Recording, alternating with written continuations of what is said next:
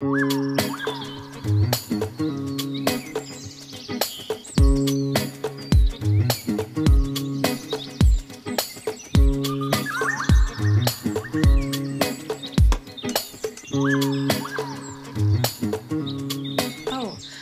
and welcome to The Wizard and the Priestess. This is Nuala, your host, and with my co-host. Hi Nuala, I'm Matt. Hello Matt, how are you today? Terrific. We are going to dive into not so healthy things. I couldn't have said it better myself. Thank you. So Matt, do you want to chat? Not so healthy things. Yeah, so things that we have decided are healthy and As a collective. As a collective. Yeah. Things we get told that are really good for us. Yeah. Which people don't know the other side. Yeah, or have somewhat potential benefits but have been either abused or overused. Yep. And are therefore not so healthy. Well, it's not serving you anymore. It's adding to something not very nice. Yeah. So do you want to get started, Matt? What's the first one there? I can't read it for me. First dot point would be the way that we cook our food. Microwaves. So, for me, the best thing about a microwave is it tells the time. And that's where that stops. You could put a little flour on it if you wish. I get the convenience. From a nutritional viewpoint, the cell wall of the food just simply can't handle that current going through. Have you ever put a carrot in a microwave and see what happens when it comes out? Case in point. You are what you eat. Okay, moving on. Yes. Thanks for listening. No, that was good. Interesting, because I will sometimes use the microwave, and often when I use it... Cool. Huh? Explains a lot. Yeah. It does, maybe. I generally don't use the microwave, and we've been tossing up throwing it away, but then I also have this idea of throwing it away. Like... You think about throwing it away, but you have an idea of throwing it away. Yeah, and the idea being that I'm going to waste this electrical product that's just going to go into landfill and be wasted. Yeah. You can take it apart yourself. Use it for spare parts. I mean, no, too much. My mother might. I could give it to her. She'd love that. But perfect. So there's just a bit of waste conversation that goes on in my mind. But yeah, no, it is really interesting because we have this idea that convenience is worth it. And that might be what we come down to with this whole conversation today, is the idea of convenience. Is it worth it? Yeah. So let's go. So starting with the microwave, okay, we understand food can't actually handle it. What are we getting out then? Because I understand this idea that we are, it's destroying the food to some extent. Yeah. But I'm still being satiated by that meal. I'm still feeling better than I did before I ate it. Not says with the green horn. How does I can see you turning green as you talk? Grows out my head. I mean, you might feel better with an extra arm. That's totally fine. I would, honestly. Actually, that'd come in. That would come in real handy. I'm here all day. No, from a nutritional viewpoint, it doesn't really work. So much so that the fact they've actually taken microwaves out of cancer hospitals. Oh, they did that? Yeah. Okay, because of the radiation? Radiation, well, just the... can't remember the name of is it alternating current it uses? All I know is that the cell wall can't handle that level of radiation. So if you put a raw carrot into a microwave, cook it for 30 seconds, it'll come out limp. Yeah, that's the aim. Yeah, but what does that do nutritionally? Yeah, right. And destroys. So it kills it. Yeah, okay. All right. So I don't know why you hate carrots, but... Well, I don't just put them in the microwave. Would never put a carrot in a microwave. But people put eggs in there. People will heat their coffee up in microwaves. Yeah. All in the name of time and convenience, which I get to an extent, but really slow and steady wins the race, especially when it comes to nutrition. Cool. So, don't use microwave. Case in point. Well, if you got one, use it. Tell the time. To tell the time. I often turn mine off. So when I turn it back on, the time's never right. And you're just wasting life. Wasting, okay. Yeah. Well, is there a TCM I'm sure that microwaves were not used in ancient China, so I'm pretty sure that fact checked. I'm 100% sure that they would not be seen. And they're absolutely, I mean, it's the same thing there. Yeah. I mean, I'm just conscious that I live in the world where it's available. And I think that if it weren't available, it'd probably be better. Yeah. Because then you just get used to not having it. Yeah. And there was obviously a time where that was the case. But that's also the thing, all right, like this isn't on our list, but I'm going to throw this to you. Washing machines. Mm-hmm. Is there anything wrong with a washing machine? Nutritionally speaking. You know, like... I mean, look, you can get how you could... Because all of it's for convenience, because remembering before we had a washing machine, someone was actually hand washing every item of clothing with probably a simple soap. Yeah. Which probably is the way to go anyway. I tend to use like simple soap bicarbonate. But that'd be doing it by hand. Yeah. In a river or wherever. Yeah. And it's a workout and a half. So you wouldn't need a gym? It certainly wouldn't need a gym, no. Okay. Right. So the convenience then, I mean, yeah, right. So the convenience that the washing machine or the dishwasher has given us has then... Use that time to go to the gym. To go to the gym. Yeah. Right. I mean, makes sense. Yeah. Okay, moving on. What do you think about biohacking or using Fitbits or body trackers or tracking our sleep, all those sorts of pieces of that puzzle? I'm going to contradict myself. I'm going to say I'm not a fan. With that said, if someone is at the beginning of their journey and they have little to no relationship to their body, it can be a useful tool just to get them kind of more aware of what's going on. And I would counter that. Ooh, yes. I will see this and raise you. And raise you here. And probably say that would be the step that I wouldn't think was a good way to connect, to start. No, but I'm talking about those people who have zero. Yeah, I hear you. It's a choice, potentially. Yeah, so I'm just thinking, like, when you said that, it made me instantly go, no. Which doesn't tend to happen around here. No. You know why? Because if you have a complete disconnect to self and then we use a device to connect you to the external of self, it is going to be harder and harder for you to come in. You actually essentially use that tool to block yourself further away from self. And like, I just think of that when I have patients come in that are trying to conceive. So I use a lot of basal body temperature tracking. And what is that for people who don't know? So your basal body temperature is essentially the temperature upon waking. So the first temperature after a minimum of 4 hours solid sleep. Okay. So it's that temperature first thing in the morning as your body clock starts to turn on, as your system starts to awaken from sleep. That is the basal body temperature. Now, for a woman, that temperature gently fluctuates throughout her cycle. For a man, it tends to stay the same constantly. There will be fluctuations throughout the day, which happens obviously always because the basal body temperature is going to be, it's only the first thing in the morning. But I think of that from a perspective when I'm trying to support someone to reconnect with themselves as a woman, to connect to her cycle.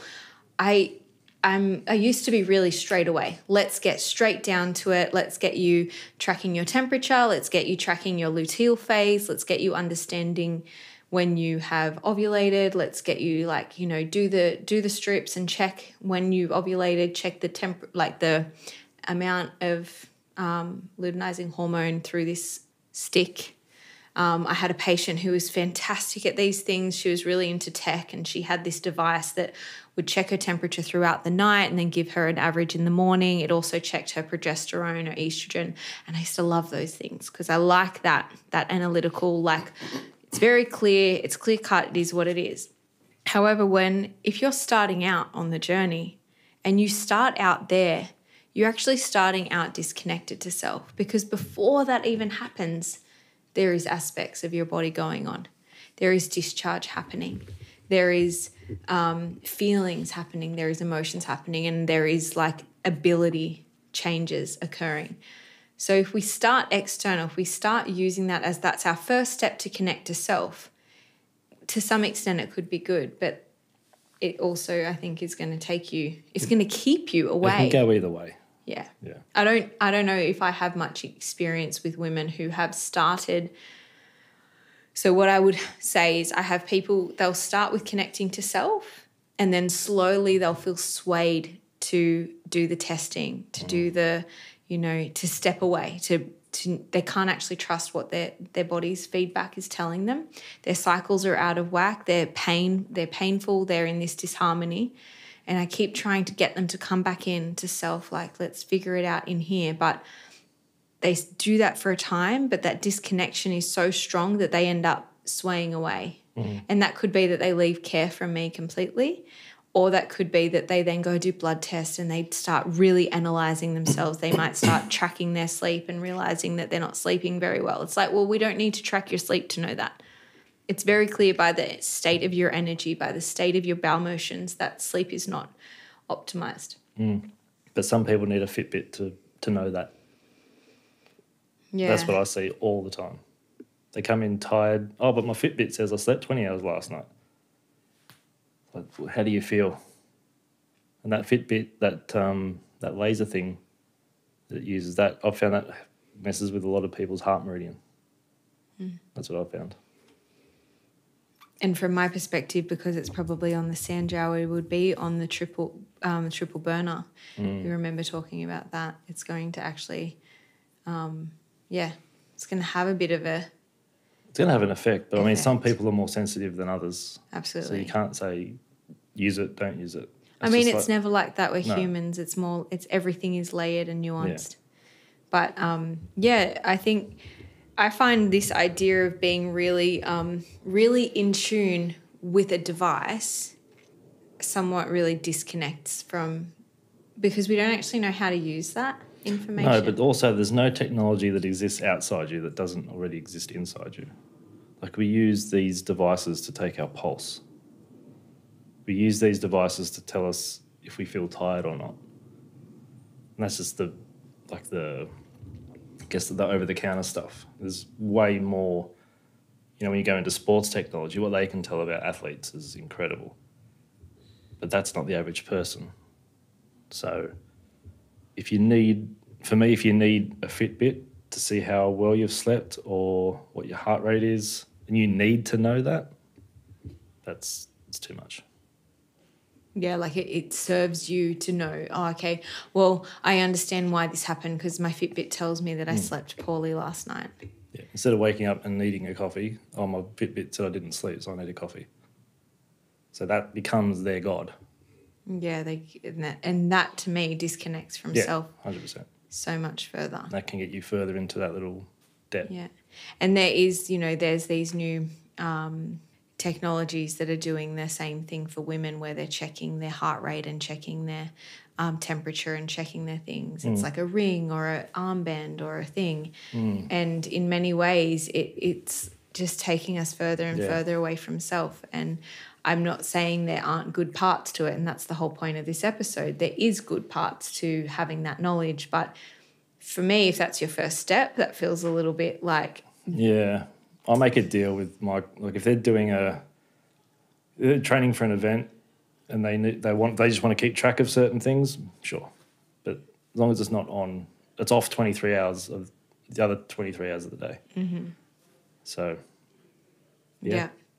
Let's move into Bluetooth. Bluetooth. Well, that puts a lot of heat through the brain because most Bluetooth devices we wear on our head. It's the same with phones as well. So if I've got to complete mess up the numbers here. What frequency do we resonate to in hertz? It's like 14 or 24 or something like that. Maybe even 32. I can't remember the number, but it's significantly low. If you take a phone call or have those Bluetooth headset things on, that's anywhere in the neighbourhood of 12 to 1900 hertz going through your brain. Depending if it's going through the brain or it's being concentrated from the same side. But if the device is over there and it's coming through, that's what happens. Yeah, okay. Yeah.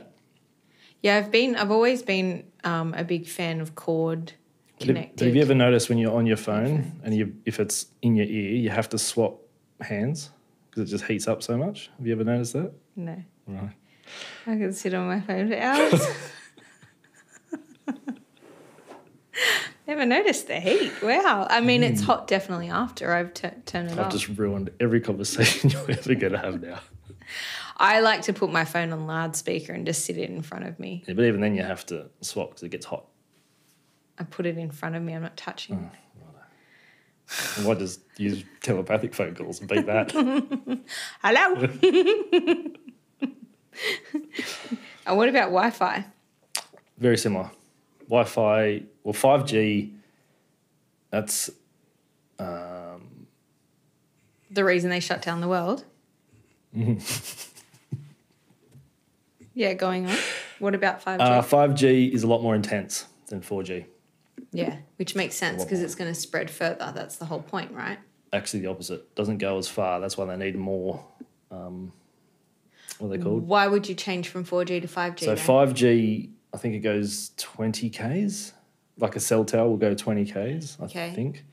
A 5G will go maybe 200 feet, but it's Don't more... do kilometres and then feet. That's confusing. Okay. 20 kilometres with a 4G tower. Ish, yeah. With a 5G tower, it is only 100 metres. 100 metres. That 20 kilometres to 100 metres? Yeah. But they need more of them because it's more... Obviously, because you need 100 Well, if it's more spread. It's like 20 times the strength of 4G. But wouldn't you get the same amount of strength if you just put 4G towers everywhere? The same as if you're going to have 5G towers? That's not what they did. What do you mean? Well, they put 5G instead.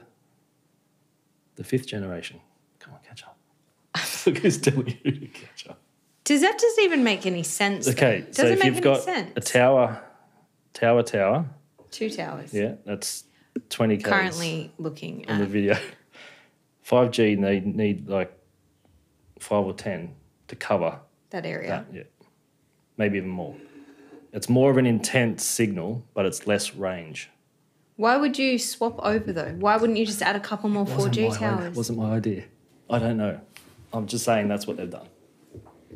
Well, it makes perfect sense that it's going to be more intense if you've got a tower every 100 metres. But when I say it's more intense, it's like if that's, say, 100, however they measure it, that's like 30,000. Hertz. Oh, I can't remember how they measure it. But whatever it is, let's say it's hertz. Yep. Is this my 4G tower? That would be your 5. My 5G tower? This is 4. 4G tower has how many hertz running around it? In relatively speaking, say 1,500. 1,500 hertz. Yep. And around the 5G tower is 40,000 hertz. 30. 30,000. 30 to 33 or 4 something. Okay. For someone that didn't want to be particular with numbers, we've gone very particular. Okay, but then why would you need more of them if they've got 33,000 hertz? Because they don't go as far. The range isn't as far. It's more intense, more... So instead of being like that, it's more intense, but it's... But how bad was the 4G before? Well, not as bad as 5. No, it's as not in as intense, but the it's not great. Ability for it to maneuver. A farmer told me that he did all research because they wanted to put towers up on his land. And he said, basically, if you can see it, it's harming you. Well... Or it's doing something it's doing something to us right now because if it's around the tower, it doesn't matter if it's the tower or not. We're in 100-metre radius of a tower if we've got 5G network working for us, right? What is it doing to our body? Well, it's penetrating the cells and it creates like that... Vibration. The chaotic vibration. Oh, yeah, because it's not a vibration of, like, synchronicity. But it's also one of those things. If you ever got a new phone, a new iPad, new something, and I don't know if... I notice that every time I get a new phone, I get a headache within 10 minutes. So I haven't put the, what are they called? Like the neutralizer things on them. I've got a biogeometry one. And as soon as I put that on, it cools the phone down. If I take it off, it heats it right up and I get a headache within 10 minutes, every single time. So you've got like this special neutralizer, like... Yeah, I'll show you. Okay, everyone, if you'd like to have a look at your computer. I've got a biogeometry plate on my phone. I've also got an Airs Tech. And what do they do? Essentially reduce the amount. They reduce it, yeah. That comes out of the phone. Yep. Okay. Right. So obviously it makes sense that there is this weird electrical vibration occurring that shouldn't really be happening as such. Well, it's in not. the natural. It's certainly not natural, but I think because we're immersed in it, we don't notice it anymore. Mm-hmm. You go away camping for a weekend, you get that sort of energetic detox, and then you come back. As soon as you drive back into the city, you start tensing up straight away. Yeah. Which is probably multifactorial, but the Wi-Fi would certainly help / not help. Yeah, it's all multifactorial. And I think one thing that I'd like to note on this is that humans are not that fickle. Like, obviously we've spoken about it before that, if we're spending like before it was, we would have a certain amount of stress. Our bodies are capable of handling 40% of our day being under stress. Now we're under stress all the time because of the different layers in which we've decided are stressful for us, the perspective we have on life itself. And our bodies aren't capable of actually, what did you just say? Like getting rid of that. But then also just to remember that humans are living still, and we're living well. And you can choose if you want to see it that way. Like, obviously, we could live better. We could move out of these concrete boxes and live more in nature and be away from the buildings and have more trees around us and surround ourselves with more oceans or whatever, more moving water and whatever. But it's like I often remind myself and clients and people that I speak to, it's like we're not that fickle. Humans are not, because if we start to go down this hole of Wi-Fi is going to kill us, then we do really need the tinfoil hat on. You get paranoid, and even that's weakening in itself. Totally. But we can handle a bit. Yeah, and we're doing that. Yeah. And I think that that's why we have specific aspects, like specific things in place that actually really support us to come back to self and land back in, rather than focusing on all of our health devices. But even the devices, the Wi-Fi, there's ways you can exist with it. Yeah. That minimises its impact. Totally. So turning the router off at night, not having it anywhere near your room, not having Wi-Fi. Help. Plants. Yeah. Plants help. I mean, you can get, like in this building, we've got 2 or 3 biopod pad. I can't remember what it's called, but it's got a 40-metre radius of neutralising the EMF pollution around. Okay. So is that why we've had a problem with our Wi-Fi? It's so strong. It takes out the Wi-Fi itself.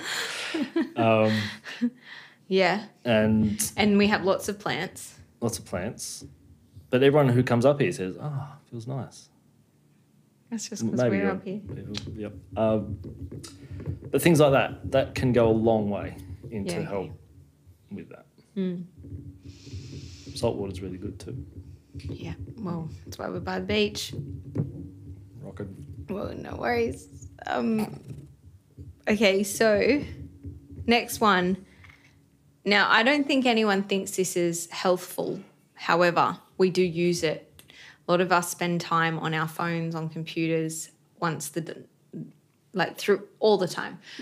Whatever these lights are called. What are these lights called? You mean the LEDs? Yep. Yep. Spending all this time under these, what are they called? Halogenic? What's the type of light? Oh.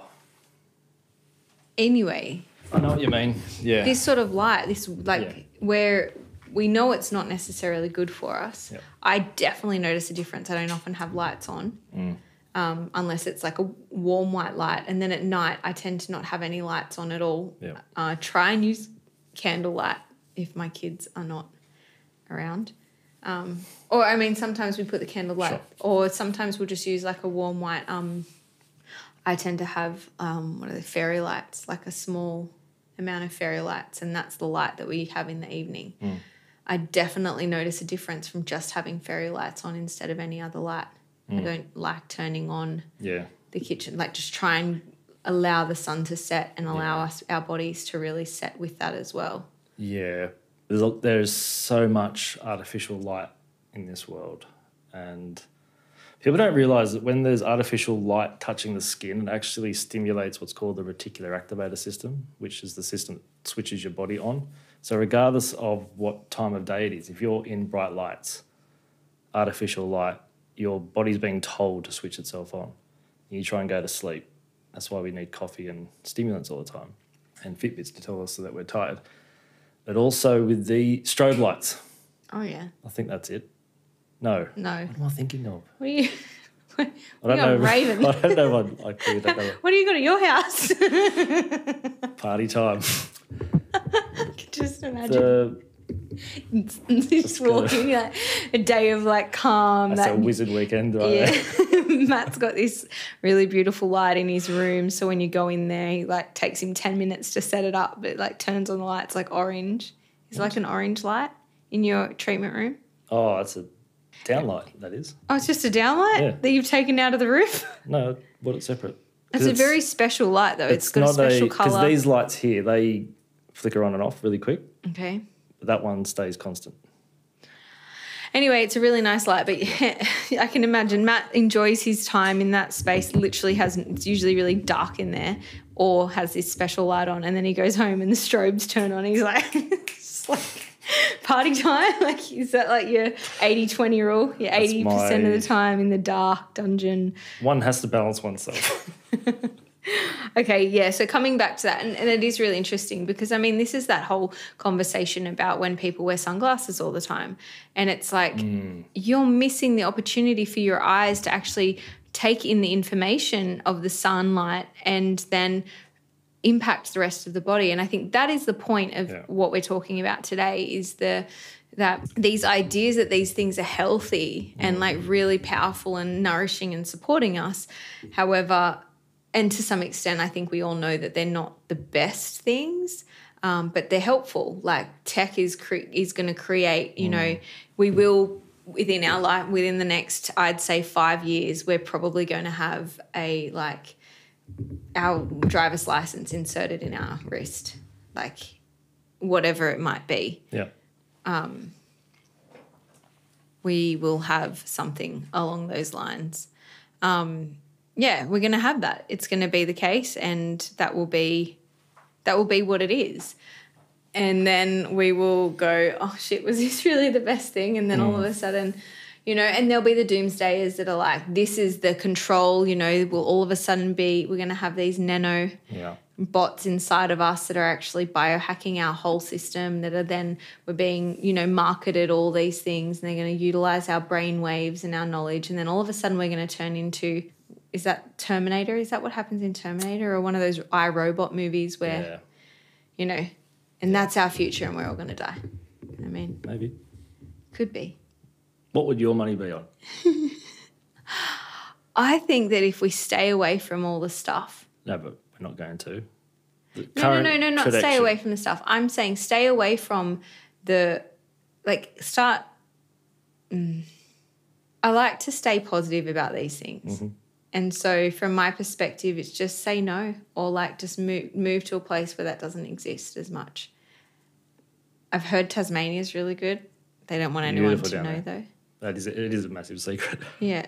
And they live, you know, back like it used to be. Wi-Fi is not as prominent and all the things. So they might give themselves an extra 50 years of living a certain way. So that's a whole nother generation essentially. But yeah, I don't know. I feel like I don't really think we're going to turn into Terminator. I do believe that the big tech companies are doing probably not so good things. Can you imagine the stuff we don't even know about? I know. I mean, you got to watch. There's enough movies out there or shows or whatever to give you a pretty clear indicator that there's something quite sinister going on. But I also feel like 100%. There's so much more power in the positive. Like there's so much more power that we have when we kind of what's that like? Instead of focusing there, we put our focus here, and it's just like it creates much more potential and much more abundance in living. And I mean, realistically, at the end of the day, I know I said we're not fickle, but humans have 100 years. That's all we got. So when a TCM? Yeah.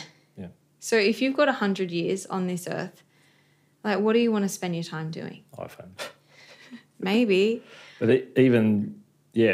sorry, you finish your thought. I don't know. You go. I was just going to say that just reminded me screen time's a huge thing. Yeah. And people would defend that, oh no, but I'm watching something educational. Uh-huh. Great. It's still at 11, 12, 1, 2 a.m. So it's still really not serving. Plus the lighting in the screen oscillates, which causes the optic nerve to oscillate as well, which creates a lot of tension behind the eye, which creates a lot of intraocular pressure. Mm-hmm. So people that get headaches around the eyebrows and the bottom and the sides of the eye can usually always trace that back to screen time as well. Yeah, fully. And I guess that's like, do we want to be like that? And I think that'd be a massive thing that for me would be the screen time situation. I definitely try, like, I just keep looking at my kids and I'm like, no, you cannot watch the screens. Mm. And yet they've got secondhand screen time through me using the screen. Mm. So it's like, it's all about me. Like, I actually have to. We know it's all about you, Noah. Well, of course. But no, what I'm saying is it's all about what I do that actually impacts my children. It's not the other way around. So I think that's really important to remember too, is that it is all about you and what you're doing. But also not feeling guilty about that. So I know lots of parents who they let their kids have screen time because for like a lot of reasons. One, it can be quite educational. Also, you don't want your kids to be, we're in the technology age. They need to be in it somehow. But if you can teach them to use it as a tool rather than relying on it. Why are you looking at me like that for? I'm going to up you on that. Ooh, yes. What is that? What is it that you do? In the poker thing. Yeah. I'll see this and raise you. I'll raise you. Yeah. And say that I do not believe that a child before the age of 7 needs a screen at all to be in the technological age. No. They do not need that to be informed or educated in any which way or means. The screen is not the thing that is necessary. And we have children under the age of 2 having more than an hour of screen time a day. And it is not to say, I'm sorry that the world has put you in this position that makes you think that that's okay. I'm sorry that is the world that you live in that makes you think that you cannot afford to not do the home, like the momtrepreneur thing at home, and like you cannot survive without that money, which means that you have to put your child in front of a TV because you can't even afford to put them or in a device because you can't afford to have them cared for or you don't have someone to look after them. It's always a choice. Mm-hmm. So screens and technology and all of those things are, I think, probably our biggest downfall in our children's development from this day and age. And they really do not need to be playing the games on your phone under 7 years old and even after 7 years old. At that point, maybe there's a gentle introduction. I am not the person I'm not judging you for doing that. My children do have screen time sometimes. However, I have much more screen time. And that's the problem for me, is that I have to make the change in that. I need to stop using my phone so that they don't see that as a thing. And we will eventually talk about addiction and craving and things like that. Is there something you want to say? Do you want to talk about this? I actually feel okay, but it is something to be really conscious of. I hear what you're saying, and I don't know what age you were talking about in terms of using devices and being connected to the technology age, but I think that if we were to keep children, really keep them away from phones, iPads, TVs, any of those things, no matter how educational they are, we just need the right things in place. And unfortunately, those things are not in place within our society because it's not easy, it's not convenient, and it costs money. And as well, you've got to sort of compete with the other parents and their kids because they go to school or wherever they go and their best friend's got this, and then they're going to want it. So there's that. Yeah. top. I have to admit that my uncle was really hardcore on this, and the kids didn't have phones until they were like, I think 18. My aunt was very like, okay, you guys can have this a little bit. You can use my phone a little bit. So When was your first phone? I think I got my first phone when I was 14. 14. Which was quite young. Not many people had phones when I had a phone, but I mean, I had a red brick. Like I had the phone that you rang on, and I could send like a single line text message. But yeah, 14, that was pretty like, whereas now it's primary school. I know that in Sweden, the kids we were hanging out with, like our family friends, they were getting phones at 8 years old, their own phone, personal phone, all the apps, all the things, and iPhone. They'd have better phone than me, definitely better phone than you, but without the little special thing on the back. Well, they're getting zapped. But it is, I find all of this sort of, these healthy devices, this healthy tech, it's a bit of a, I mean, when the microwave was introduced, my nan said it was the best thing that ever happened. But they didn't understand the repercussions of that at that point. But I guess at the same time microwave was introduced, a good quality functioning fridge was also introduced. So there's layers in that too. And, I think there's pieces of the puzzle, but yeah, I'm pretty against, like, I find myself very much moving. I'm obviously not immune to being influenced by what's around, but you know, we move, our TV comes out every now and then, on a really rainy week or few weeks. But I've now got rid of the TV cabinet, so there will be no more TV coming out. But it's so nice. We don't have a TV in our lounge room. We just have lounges and a mat that is now really cushy and soft, which is good. And so we just literally, it makes for a more chaotic space. TVs definitely calm kids down to an extent, but we're not looking at the deeper side of that, what's going on inside of their brain when they've got a TV or a device in front of them so they're quiet and they eat their dinner. And my kids don't eat in front of a TV because the TV is just too stimulating because they don't see it that often. Whereas my friends of mine or people I know, their children will literally eat the best that they've ever eaten in front of that TV. And I think that is such a learned disconnection from digestion. Not saying my kid's absolutely disconnected in many other ways, but it's a bit of a, let's come back to that. When it comes to screens and you're saying that that's like important for the technological age that we're moving into, what age are you talking? I was thinking more start of high school. How old are you there? 12, 13. Yeah, more that type of age. Yeah, okay. Because if you are a caveman and you can't operate anything, then there is a chance you're going to be left behind to some degree, unless you're fully self-sufficient. So, which is probably the thing, right? Up until that point, you probably learn to use your hands. Like that is one of the best tips that I've learnt on Instagram University, and that is that as a young person, we should be doing all the trades you possibly could do, man, woman, child, whatever it is. Like, do all the trades, learn how to be a concrete. I mean, this was a man talking about men stuff, but like, learn how to be a concreter, learn how to build something, learn how to use your hands like that, become self-sufficient in those ways. That's what I meant about using it as a tool. Right. And being a source of education. Yeah. But now everyone's on YouTube University and got master's degrees in, concreting apparently. I mean, or mowing lawns. I could watch that all day.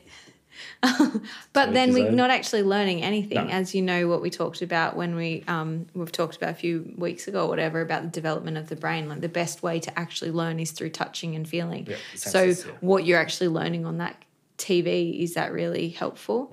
It's inspiring maybe. Yeah. Like we were watching something the other day with my kids. I was watching something about skateboarding and I was like, sounds good, you know, but I'm like, what am I doing inside my house showing them how to skateboard? We should be outside practicing. You got skateboard? Yeah, I do. Oh, I'd love to see that. Me? I can skateboard. Yeah. Yeah. Okay. Tic-tac. Did Did you learn on Instagram, or did you get out there and... No, I just did it. I think a friend of mine had a Sector 9 when we were little or younger. We'd skate down the Kingsway, double, tandems, sometimes have a surfboard with us. She's fantastic, actually. Props to you, Beck. But yeah, so we were outside, doing all those things too. Now we're just learning. Well, we're not even learning, we're just watching it. There absolutely are a lot of people, though, that are doing these things as well. So that's pretty cool to, parents actually teaching their children those sorts of skills. And I think that's where it is, pros and cons there too. Moving on, though. So Sunglasses. You mentioned that before. Oh, I was just going to say that wearing sunglasses is what you were saying about the lights on our skin. It's actually that aspect of the light on our eyes too. And I'm wondering, because you know how there's all the blue light fixal eye things? Oh, what are they called? Blue blockers or something? Blue blockers, Yeah. the glasses. Yeah. Could they be actually, they're obviously protecting the eye, but they're not protecting the skin. So we have this idea that you only experience information through the eyes, but actually we're experiencing things through the skin too. They wouldn't be covering much skin because they're glasses. But they're protecting the eye from the blue light, but the skin is still not being protected from the blue light. No. Anyway, that's just a kind of one of those things. Well, it's a good point, right? Because it's like when I think of sunglasses, going outside with sunglasses is such a bad thing for the eyes because the eyes will never actually fully adjust and send that information to the brain that says, hey, we're in the sun. We need to produce vitamin D. We need to have enough vitamin D in our skin now so that we can protect that top layer of skin. And so also, the eyes sunburned. have to work in a specific contractual way. The muscles have to act differently in sunlight. Totally. Yeah. That's why we squint. I saw a thing the other day that said, oh, but bro, come on, man. How do I get rid of these? I can't, just because you're telling me, how do I get rid of these lines now because I was squinted in the sun? Oh. And I'm like, you let the lines be. That's part of life. Or you do the thing that makes sure that you've got enough luster in your skin, which would come from eating well, sleeping well, exercising in the way that your body's created to move. Yeah. You'd probably be fine. You probably wouldn't have the wrinkles in your skin. I would say for me, sunglasses are okay. If I'm working with a truck driver who does day shifts, but he just drives all day and he's got the glare coming off. So he said if he doesn't wear his sunglasses, he gets really tired really quick and he gets a headache within about an hour. Sounds like he probably shouldn't do that job. No, but that's a different kettle of fish in itself. I'm just saying if you're going to use them, use them while driving a truck. On a really hot day. On a really hot day with the glare. Yep. Okay, good. Cover that off. Excellent. Next thing is scans.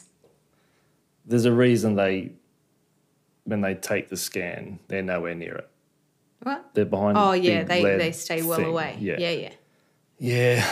Because there is the real pro and con of that, right? Yeah. Like the pro is that we can actually fully see a break, or an ultrasound definitely shows us some physical formation that may or may not. Yeah. Should or should not be there yet. There's one side, like it can give you some clarity of why this thing hurts or what is there. So that's the pro. For me, on the other hand, it doesn't really do anything because I don't really work with too many systemic cases. But I'd work with a lot of spinal injuries and soft tissue injuries and organ stuff and all that kind of thing. So, but it doesn't really tell you anything that the person themselves don't already know. They know they've got a sore back and it says on the x-ray or scan they've got a disc bulge. Well, great.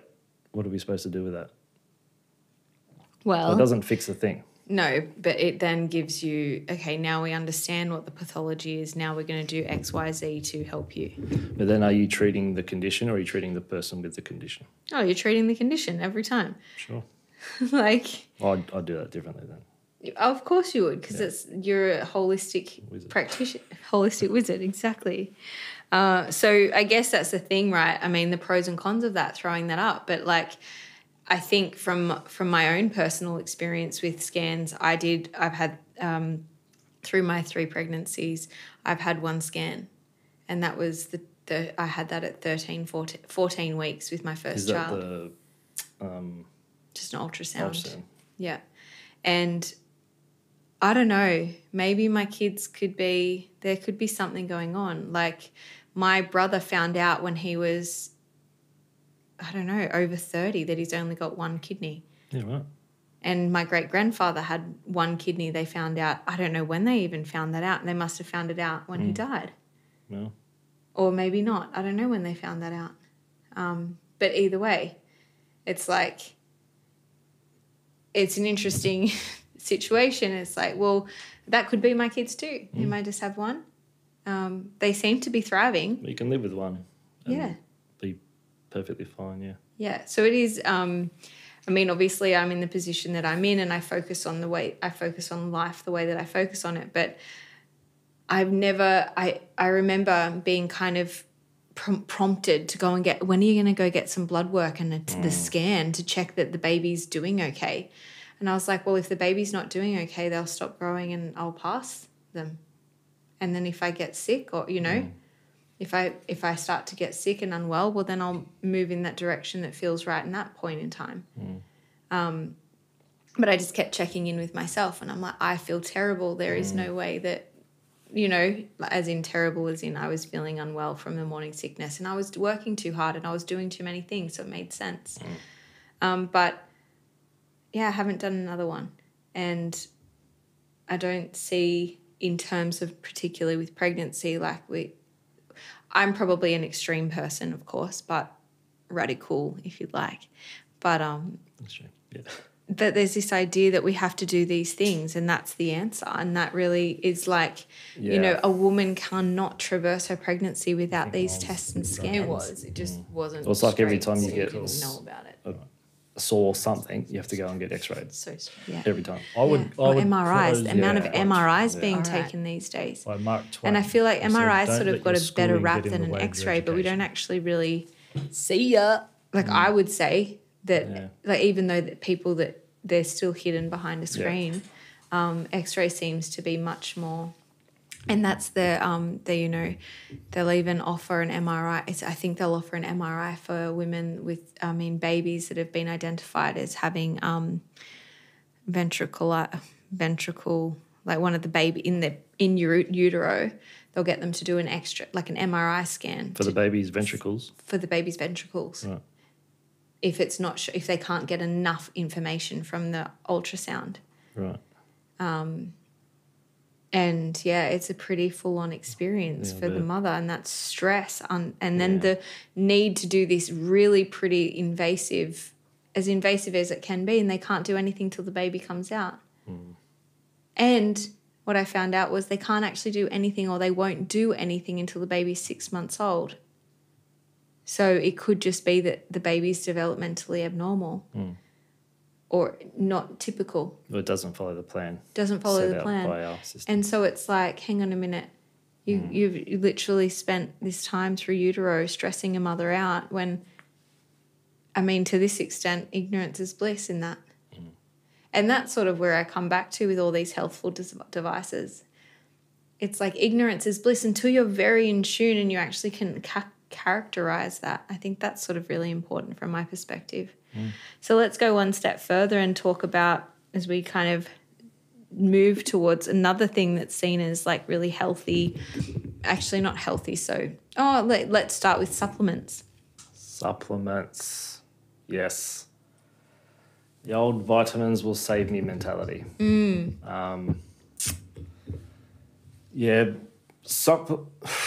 a place for them. Because everyone would say, right, they're really good because, our soil's not as good. We're really lacking magnesium in our soil. So magnesium supplement is sort of essential, quintessential. Yeah. Again, there's a kind of a double-edged sword with that as well, because we get our supplements from the plants that are grown in said soil. So the supplements are only good as the soil they're grown in. However, aren't they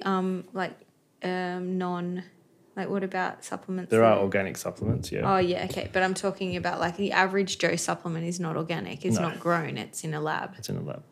It's a synthetic version of Whatever your it vitamin might be. A, B, whatever. Your body largely doesn't know what to do with that for the most part, if it's a poor quality one. A supplement, generally, all it does is help metabolize your food. It helps with uptake. So if you're taking your vitamins or your supplements because you think, yep, I'm healthy, I've got my multivitamins and Or you've been whatever recommended else, to take a certain vitamin. but I'm eating shit, I'm just metabolizing shit. Okay. If I have a good quality diet with plenty of variety, organic, balanced, blah, blah, blah, it's already got vitamins and everything in it, so that I've just got expensive poo. So that's the supplement. Now, on the other side of that, if you're really deficient in a particular vitamin C, let's say, then sure, supplement can be helpful short term to bring you back up to norm. But you don't really know that until you see someone who specialises in that. So that's where a supplement can be really beneficial, but certainly not forever. I know TCM is a bit different, isn't it? Well, we don't tend to use supplements. That's become a new age thing for clinicians because we're more, you diversify in the way that you study. There's definitely Chinese medicine clinicians that wouldn't touch supplements. Yeah. They would only use herbal medicine. What about those herbs? I think one of the things to note about herbalism is that it is, at least specifically with Chinese herbalism, is that the herbal formulas have been created to encapsulate the whole. So you don't ever do, okay, this herb is for, you do this actually. There are formulas specific like this, but the formula itself will have, it will have its main herb, it will have its deputy herbs, it will have its support herbs, it will have it's very layered. So it's a complex. It's a complex of herbal form. The complex itself has like the emperor, who is the main one. So say we're trying to calm someone to sleep. You will have something that actually works to calm them down. You will then have something that works to strengthen their central system. You'll then have herbs that work together, that do that together. Right. So you might have two herbs in there that are deputy herbs for the main herb that then work together synergistically to have an impact on a certain aspect of, say, the calming aspect. Then in order to really calm, we want to maybe specifically target also the digestive system because that's what is causing the lack of calm. Yeah. Because there's too much thinking. So we need to pull an anchor, and we anchor down the body. And we use how do we anchor down the body? Well, we anchor down the body using grains, but you also, you do that in order to encapsulate the whole. So you can't just leave the weakened digestive system on its own. Yeah. We need a strong digestive system so that it can the emperor herbs and the deputy herbs can actually anchor into something. Yeah. And then you've got the kind of herbs, licorice is a really common herb that we use to actually clear any toxicity within the system or within the system of that formula. So that is how Chinese herbs are formulated. And since they've done more and more studies on not specifically Chinese formulas in this way, but a lot of formulas in general, what they find with herbalism is that you don't really need the supplement as well because the herbs are doing enough. Because the way that they're working is therefore then having an impact on the way that the uptake of the food is now digested. And you therefore are getting enough from the herbs. You don't need herbs and supplements. There's certain times that I will supplement as well. So I tend to use whole food supplements these days. I never used to. I worked in a clinic where supplements were like promoted. And so we were always on the what's the next one? The new supplement brand or the practitioner supplement brand would bring out a popular supplement and we'd all be like, oh yeah, that's great for this thing, and we'd just start using it. I was always tentative with it, but if I was getting the results that I wanted to see, then I'd probably tend to do that. Nowadays, the way I practice is not as much like that, or if it next to none at all. I don't tend to promote supplements. I will recommend someone go and see a particular clinician who is really focused on that. But once again, the difference between, say, Chinese herbology and Western herbology is that they will tend to use, Western herbalist will have a formula, but the formula will be, this is for the headache, this is for the gut pain, this is for that. So they're using like individualized herbs. It's not about the synergistics. Yeah, a lot of supplements are isolates. Yeah. And there's no such thing as an isolated vitamin in nature. No. So I would always recommend to a patient or a client that if they were low in zinc, let's say, look up all the foods that are really high in zinc. Try those first. If you don't feel better, then we can go to more of a concentrated dose, but short term, just to bring you back up. Absolutely. And I think that's really important to understand, that your supplement isn't the answer, which we know, but then we also keep living our lives a little bit stressed, a little bit heightened, a little bit overdone and strung. And well, yeah, for some people, taking that multivitamin gives them the license in their head to keep eating crap and staying up late and all the things that they've done to... Yeah, but I would even say that even the healthy people... Yeah, that's what I'm talking about, yeah. So, like, they're not necessarily staying up late and they're not necessarily eating poorly, but they are stressed because they're working so hard, or they are stressed because they feel like they need to make more money than they're making, or they're putting so much pressure on themselves externally for whatever reason. So we've got to be mindful that it's not just... And also some people take it and they get the placebo effect out of it. Beautiful. So I'm not against placebo effect. Love a placebo works well. It's just, it could be an expensive poo placebo kind of thing. The last little thing that we're just going to touch on was the idea that medicines are healthy and that they are helping us more so. Healthy, not healthy. Healthy? Is yours a helping or healthy? Healthy. Healthy? Yeah. Is it helping? Yeah.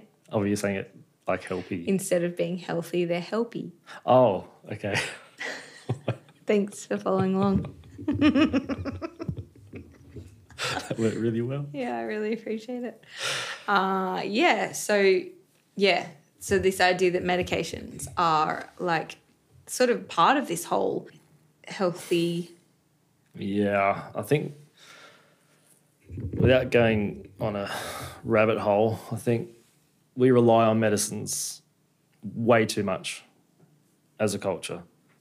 A lot of the time, the only difference between a medicine and a drug is dosage. So something can be medicinal.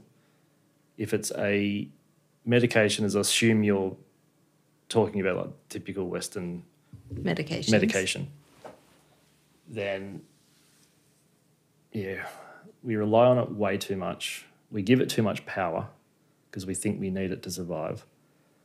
We don't really realise that anytime we take a pill or a syrup or injection or whatever it is, it has a consequence. We think it's just going to help my cough, or it's just going to do this. It's going to do 1,000 other things as well that you're probably not consciously aware of. There is a side effect to absolutely everything.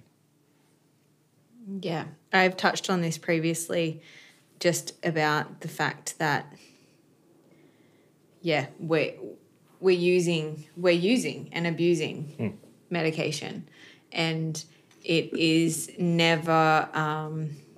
it is never an answer. Recently, I had a patient be told that, when you've had a couple of recurring miscarriages, we just recommend you going and getting progesterone and just starting with progesterone.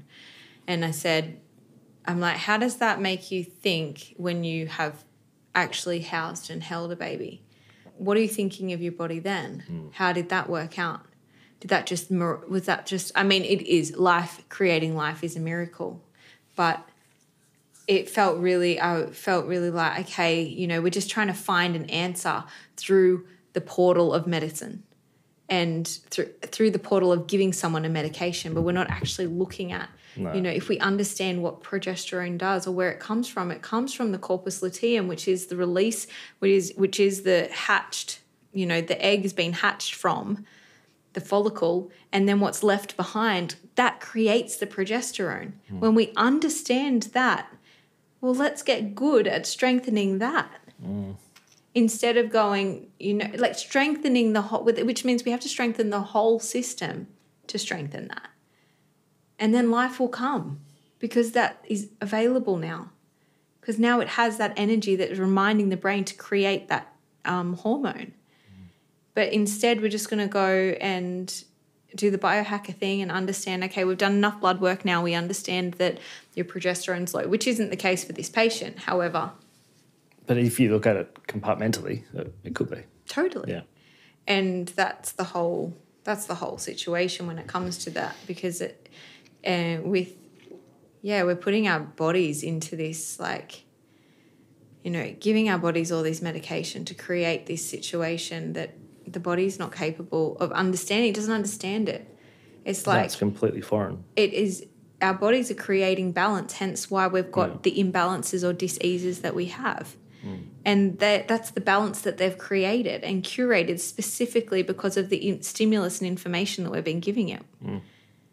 And then we're like, oh, okay, well then if we just take this thing, it'll just dissipate. And then seemingly unrelated, several other little things will pop up over there. Yeah. And then we'll just medicate those too. Yeah. And then next minute you've got 6 medications that started off as one and no further from health. No. Or no closer to health. It's like they want you to be healthy enough to be able to work but sick enough to require some kind of drug. I don't know who they are there, Matt, but we could stay episode. well away from them. But yeah, absolutely. I think today feels really good and solid, and if you are interested in any other healthy devices or want a bit more... Yeah, let us know. Let us know, and we look forward to speaking to you again soon. Ciao.